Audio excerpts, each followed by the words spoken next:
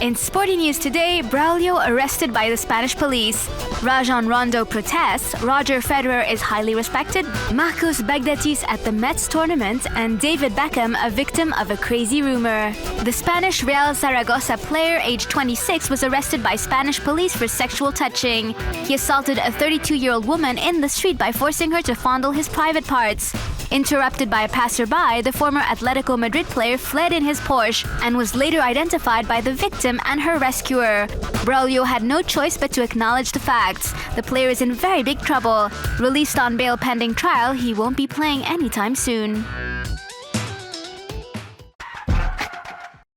The Celtics player is very mad at the US government and wants everyone to know.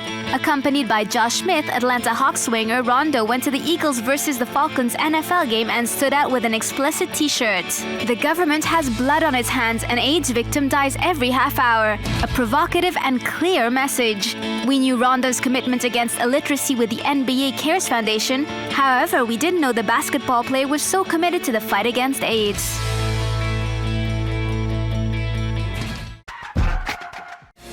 Roger Federer is a worldwide darling. The former #1 really is incredibly popular. A survey released by the very serious Reputation Institute ranks him the second most respected person in the world, just behind Nelson Mandela. The study that polled over 50,000 people in 25 countries is not to be taken literally. In fact, respondents gave their opinion based on a list of 54 people. The Swiss player beat out other athletes such as Derek Jeter, LeBron James, David Beckham, or Tiger Woods, who were also on the list shown to those polled. It seems that the exemplary behavior of the tennis player on and off the pitch made him score points. You see, Roger, no need to bother winning any more Grand Slams. We love you anyway.